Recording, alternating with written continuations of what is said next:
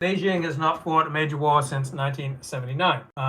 In 1988, Chinese frigates gunned down 64 Vietnamese sailors. So China, as it's become increasingly powerful, it's got 1.3 billion people, sky-high growth rates, it's got an authoritarian government that calls big business. So China is being increasingly perceived as too good to pass up as a consumer market and a low-wage production platform. So you've got country after country currying favor with Beijing, often cutting ties with Taiwan to do so. So just like I think almost all Japanese auto companies don't sell to Israel because they don't want to alienate their Arab customers. So Britain handed back Hong Kong in 1997. Portugal gave up Macau in 1999. America fast-tracked China into major international institutions such as the World Trade Organization. Half a dozen countries settled territorial disputes with China from 1991 to 2019. More than 20 countries cut diplomatic ties with Taiwan to secure relations with Beijing.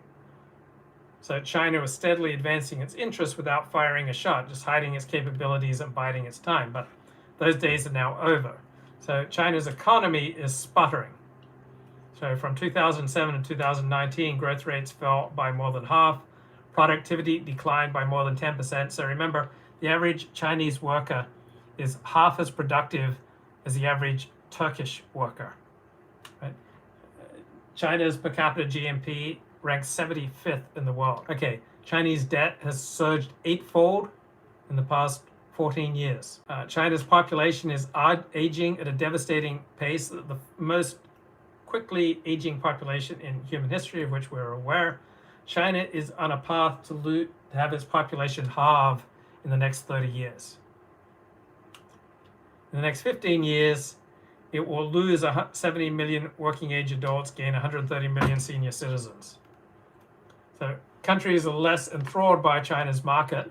They're more worried about its coercion and aggression. Taiwan is tightening its ties to the US. Taiwan is revamping its defenses.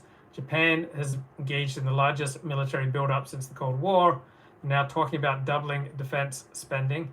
India is massing forces near China's borders and vital sea lanes. Vietnam and Indonesia are expanding their air, naval, and coast guard forces. Australia is opening up its northern coast to US forces. Australia's acquiring long-range missiles and nuclear-powered attack submarines. France, Germany, and the United Kingdom are sending warships into Northeast Asia. Dozens of countries are looking to cut China out of their supply chains. Anti-China coalitions such as the Quad and AUKUS are proliferating, and globally, opinion polls show that fear and mistrust of China has reached a post-Cold War high. So if Beijing sees that its possibilities for easy expansion are narrowing, it's very likely to resort to more violent methods. So just like a bloke, if he encounters just rejection after rejection after rejection, some blokes turn into Elliot Rodgers. If people feel socially excluded, they're much more likely to latch on to anti-social conspiracy theories such as, oh, there's no such thing as COVID, or vaccines are bad news. This is the result of people feeling socially excluded, and then they latch on to these conspiracy theories, and as a result, latching on to QAnon and the like, they become even more socially excluded. So China is trying to coerce its weaker rivals in the Western Pacific. They provoked a bloody scrap with India in 2020. They were afraid that New Delhi was becoming more closely aligned with Washington. So Chinese Communist Party spent $3 trillion over the past 3 decades building up a military designed to defeat China's neighbors. So now China faces closing windows of opportunity in its most important territorial disputes. So China wants to become the predominant power in Asia and the world, and they want to claim not just Hong Kong, but Taiwan, large chunks of India, and 80% of the East and South China Seas. So most of China's trade goes through the East and South China Seas. So Peter Zion says you can destroy China very easily, just put a couple of destroyers in the Indian Ocean and cut China's energy flows. So China has to import all of its energy. The lights would go out in a few weeks, says Peter Zion. Were the bizarre conspiracy theories about Trump's alleged connections to Russia paranoid fringe conspiracy theories? No, I think they were an effective tactic. So there are conspiracy theories that make you less effective, and then there are conspiracy theories that you simply adopt as a tactic. So that's why you need a clear thinker like myself who's able to separate conspiracy theories that people really believe and leads them down an antisocial path, and then conspiracy theories that are simply invoked as an effective tactic. All right, China's primary antagonists, Japan, Taiwan, the Philippines, are all part of a strategic chain of US allies, and their territory blocks Beijing's access to the Pacific. So China wants to reabsorb these areas, and it's cultivating a very intense revanchist form of nationalism. So school children study the century of humiliation.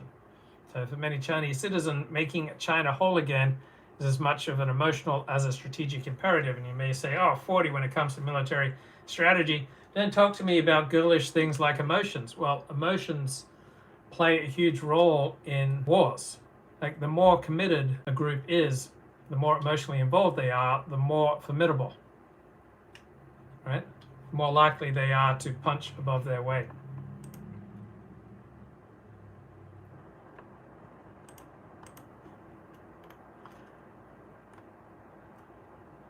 So Taiwan is the place where China's pressures are most severe. The peaceful reunification has become unlikely. Well, it's silly to talk of reunification because China and Taiwan were never together. Will Chris Cantwell get out of jail early for good behavior? I suspect not. So 68% of the Taiwanese public identify solely as Taiwanese, not as Chinese. 95% want to maintain the island's sovereignty or declare independence. So China retained viable military options because they have missiles that could incapacitate Taiwan's air force and US bases on Okinawa in a surprise attack. That could pave the way for a successful invasion. So President Biden recently stated that America would fight to defend Taiwan from an unprovoked China attack. So Washington is planning to harden Taiwan's defenses, but the military balance looks like it will temporarily shift in Beijing's favor in the late 2020s. As many aging US ships, submarines, and planes will have to be retired. So America could get its ass handed to it in a high-intensity conflict with China later on this decade. So if China does attack Taiwan, Washington would face a choice between escalating or seeing Taiwan conquered. And if Taiwan's conquered, many of America's allies in the anti-China coalition will think that America is not such a good deal to ally with against China.